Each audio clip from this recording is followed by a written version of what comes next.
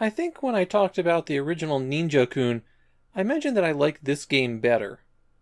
I was an idiot. I think I was remembering some previous attempts to play it that had capped out around level 4. And if you just look at the beginning of the game, Ninja Kun Ashura no Shou seems like it's a better game. Or at least a pretty distinctive spin on the original. But drilling down into it, I found that this is a bad game through and through. The big warning sign for me was when I was looking up information about the game, and I saw who developed it. I think my exact words were, "Ugh, Micronix." We've been seeing less of them lately as people decide they want to make good games. But I'm afraid Micronix will be with us to the bitter end. Ninja Kun Ashura no Shou was originally an arcade game by UPL. That stands for Universal Playland, which was part of Universal Entertainment, but that's no relation to the movie studio. UPL made the original Ninja Kun, and they were a real third-tier game maker. The arcade game is from late 1987, and it looks like something from 3 years before that. The first Ninja Kun was published on the Famicom by Jaleco, but UPL decided that they needed to get in on that Famicom action themselves. They published exactly one Famicom game. The story of Ninja Kun Ashura no Shou is that there is no story. The manual doesn't have a section on it. The very few sites that mention the game that I've found don't say anything about that. I know that the final boss is Ashura, but I have no idea what their prize is. When you start the game, you have to choose from 3 Hanafuda cards. Which one you select determines your first 2 stages. You could have a side-scrolling action level where you have to get to the end, a single-screen action stage where you have to defeat all the enemies, or a duplicate of the original Ninja Kun, in which case you have to defeat all the enemies. Generally speaking, your goal is to get to the end. You'll be heading either for this square that has steps in it, or a hole that's in the background. These first 2 stages are the major exception to that. Similar to the original Ninja Kun, contact with most enemies on the platforming stages doesn't hurt you.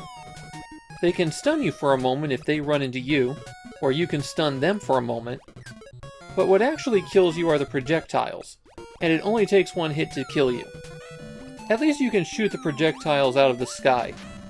When you defeat an enemy, if you can hit them again as they drop off the screen, you get 1,000 points.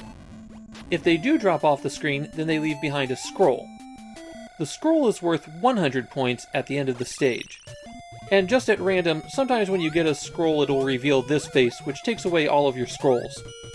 And that means that the item that was already worth 1/10 as many points is even more worthless. You might find these crystal power-ups. They'll give you an attack that will clear out a huge area. You can only use it for a few seconds, though. And the first time you pick it up, it pulls in those flames very slowly, while it disables your ability to attack. So you'll be vulnerable when you pick it up. There's a time limit on all of the stages, and when the timer gets down to 30, a fire wheel will appear at the edges of the screen and chase after you. Dying will give you a little bit of time back, but not very much. So if you're on a long stage, and the clock has run down, and then you die, you might as well throw the rest of your lives away. If you can beat the first 2 stages, then you go into this pit, and that's where you have to demonstrate mastery of Ninja Kun's biggest new mechanic: wall jumping and wall climbing. I have not successfully wall jumped. From what I've been reading, it's a frame-perfect input to do a wall jump. You have to push away and hit jump again the very instant that you connect with the wall. If you push toward the wall, then you'll stick to it, and you can climb it by mashing the A button repeatedly. If you stop mashing for an instant, then you fall. If you're crazy enough to play this one, I strongly recommend using an auto-fire controller. If you can't manage to pull off the climb, you can always walk into the shrine gate, and you can choose to just give up and go on to the next stage. If you do complete this stage, then you get a new weapon. Similar stages occur later in the game, and every time you complete one of these, you get a weapon upgrade. First boomerang, then bomb, then sword. You can switch which weapon you're using by pressing up on the D-pad. Stage 4 requires that you climb all the way to the top of this mountain so that you can drop down through a platform and land next to the cave entrance. There's a lot of precise jumping here, and you'll often get juggled and knocked all the way back down the mountain. It's a very frustrating stage to play, but not as frustrating as the next stage. That's the first underwater level. You can swim a bit faster by pressing A, and swing your sword by pressing B. And when I say swing, I mean vaguely extend it a little bit out in front of you. It's a bad idea to try to fight any of the fish with the sword. The hitboxes are terrible, and the fish either have random movement or are homing in directly on you, so when the sword misses, it's instantly fatal. Really, the only option here is to just avoid everything and swim to the end. Much later on, there's a branching path.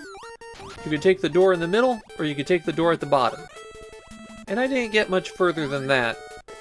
There's a lag in the controls for Ninja Kun Ashura no Shou. Jumping and attacks seem to occur maybe about 1/10 of a second after you hit the button. And when it comes to jumping, you don't have any control over your movement. And there's more issues beyond that. When you die, all of the enemy positions are retained. If there is an enemy position on top of your spawn point, well, then you're dead again. It also means on stages where you've been clearing enemies out, you might have to go quite a while before you encounter anything. The only kindness they offer the player is that there are unlimited continues. Though if you think about it, continuing does mean that you have to play the game some more.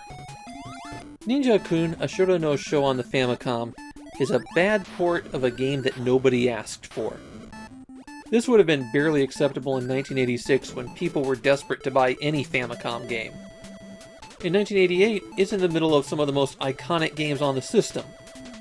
I think there's a pretty good reason UPL only published one Famicom game.